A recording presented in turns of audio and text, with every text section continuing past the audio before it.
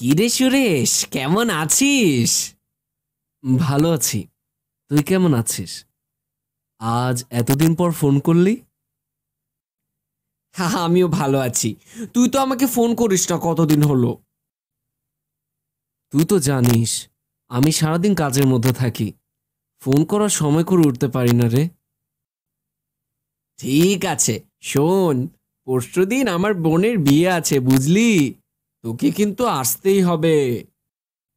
ঠিক আছে, আমি আসবো বন্ধু, তুই চাপ নিস না।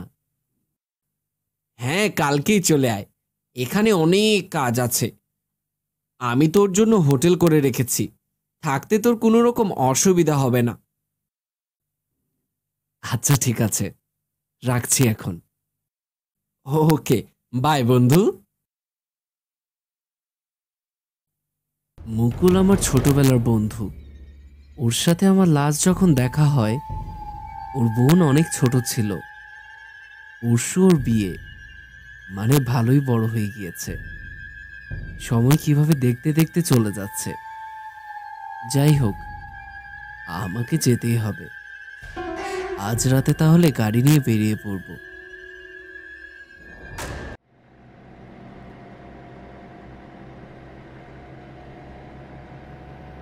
আমার বাড়ি থেকে মুকুলের বাড়ি প্রায় 5 ঘন্টা রাস্তা। আমি একাই গাড়ি চালিয়ে চলে যেতে পারবো, তাই আর সাথে কাউকে নিলাম না।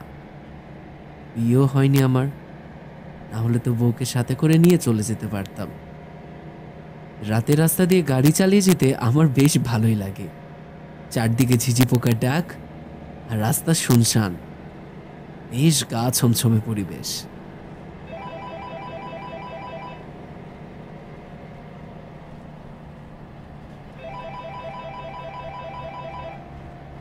হ্যাঁ মুকুল, বল। তুই কোথায় এখন? আমি তো ভাই রাস্তাতে, প্রায় অর্ধেক রাস্তা চলে এসেছি। আর 2 ঘন্টার মতো লাগবে পৌঁছাতে। শোন না বন্ধু, একটা অসুবিধা হয়ে গেছে। কেন, কি হয়েছে বল? আমি তোর জন্য যে হোটেলটা বলে রেখেছিলাম, সেখানে আজ একটু আগে আগুন ধরে গেছে। পুলিশ এসে পুরো হোটেল আটকে দিয়েছে। আমি তাহলে এখন কি করব? তুই এক কাজ কর, আসার পথেই তো তোদের পুরনো বাড়ি আছে, আজ রাতটা না হয় সেখানে কাটিয়ে নে। আমি কাল সকালে কিছু একটা উপায় বের করে ফেলবো, তুই না হয় তখন চলে আসিস। কিন্তু এত রাতে সেই বাড়ি কি যাব আমি?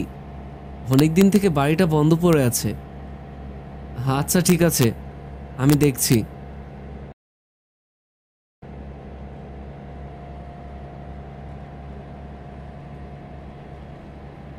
আমি গাড়িটা দাঁড় করিয়ে গাড়ি থেকে নামলাম।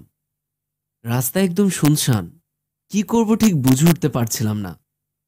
আবার ঘুরে বাড়ি যেতে হলে অনেকটা পথ যেতে হবে। আবার কাল সকালে এই পথ দিয়ে আবার বাড়ি ফিরতে হবে। এখানে এই জঙ্গলে হোটেল পাবো বলে মনে হচ্ছে না। আমি আমাদের পুরনো বাড়িতে ফিরে যেতে চাইছি না। পুরনো বাড়িতে থাকাকালীন অনেক ঘটনা ঘটে গেছে, তাই তো আমরা সবাই এই বাড়ি ছেড়ে অন্য জায়গায় বাড়ি করে এখন থাকি। আমি আবার গাড়িতে উঠে অনেকক্ষণ বসে রইলাম। অনেক চিন্তা ভাবনা করার পর ঠিক করলাম, না, আমি বাড়িতেই ফিরে যাব। গাড়ি ঘুরিয়ে বাড়ির উদ্দেশ্যে রওনা দিলাম। গাড়ি ঘুরিয়ে কিছুটা পর যেতে না যেতেই দেখি আমার গাড়ির সামনে একটি ছেলে দাঁড়িয়ে পড়েছে। আমি ব্রেক মারার চেষ্টা করলাম, কিন্তু ছেলেটিকে আর বাঁচাতে পারলাম না। আমার গাড়ি চলে গেল তার শরীরের উপর দিয়ে। আমি আর পিছু ঘুরে দেখার চেষ্টা করলাম না, গাড়ির স্পিড আরো বাড়িয়ে দিলাম।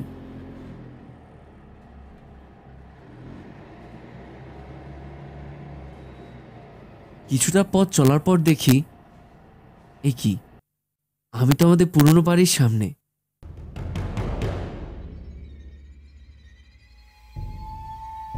আমি আর কিছু এদিক ওদিক কিছু না ভেবে ঢুকে গেলাম আমার পুরনো বাড়িতে। ঘরে ঢুকে দেখি ঘরের ভেতরে বেশ পরিষ্কার। আমরা বাড়িতে আসি না প্রায় 10 বছর হলো, কিন্তু বাড়ি তাও এত পরিষ্কার, মনে হচ্ছে এ বাড়িতে কেউ থাকে। বাড়ির সব জিনিস একদম ধুয়ে মুছে রেখেছে। আমি এতটা পথ আসার পর ক্লান্ত হয়ে গিয়েছিলাম, তাই আর কিছু না ভেবে শুয়ে পড়লাম বিছানাতে। সুরেশ, তুই এসেছিস? আমি কতদিন থেকে তোর পথ চেয়ে বসেছিলাম রে। আমার চোখ খুলে গেল অদ্ভুত এক আওয়াজ শুনে। মনে হলো কেউ আমাকে ডাকছে। আমি উঠে গিয়ে দাঁড়িয়ে পড়লাম জানালার পাশে। জানালা দিয়ে বাইরেটা দেখলাম ভালো করে। দেখি আমার গাড়িটা বাইরে দাঁড়িয়ে আছে, আর আশেপাশে কাউকে দেখছি না। তাহলে আমার নাম ধরে কে ডাকলো? আমি আবার এসে শুয়ে পড়লাম নিচের বিছানাতে।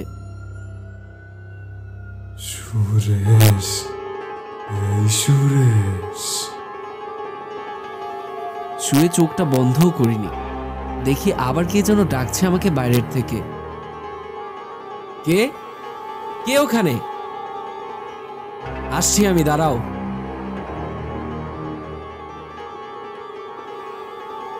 আমি বিছানা থেকে উঠে বাইরে বের হলাম। বের হতে দেখি দীপক দাঁড়িয়ে আছে। দীপককে দেখে আমার হাত পা একদম ঠান্ডা হয়ে গেল। আমি আর কিছু না বলে ঘরে ঢুকে গেলাম। আর ঘরে ঢুকতেই দেখি দীপক বসে আছে আমার বিছানাতে। আসলে প্রায় 10 বছর আগে আমি আর দীপক খুব ভালো বন্ধু ছিলাম, আর দুজনে একসাথে ব্যবসা শুরু করেছিলাম। কিন্তু একদিন রাতে সামান্য কিছু টাকার জন্য আমি দীপককে মেরে ফেলি। তারপর থেকেই বাড়ি গ্রাম ছেড়ে চলে যাই অন্য জায়গায়। রে, কিছু মনে পড়লো আমাকে দেখে? বন্ধু, তুই আমাকে ক্ষমা করে দে। আমি ভুল করে ফেলেছিলাম। ক্ষমা? কিসের ক্ষমা? তোকে আমি ক্ষমা করব যে আমাকে মেরে ফেললো, যার জন্য আমি এখন ভূত হয়ে ঘুরে বেড়াচ্ছি? আর আমি করব তাকে ক্ষমা? তোকে মেরে দিলেই আমার আত্মা শান্তি পাবে। মরতে তোকে হবেই। বন্ধু, যা হয়েছে ভুলে যা। ছেড়ে দে আমাকে। বন্ধু? কিসের বন্ধু? তুই আমাকে একদম বন্ধু বলবি না।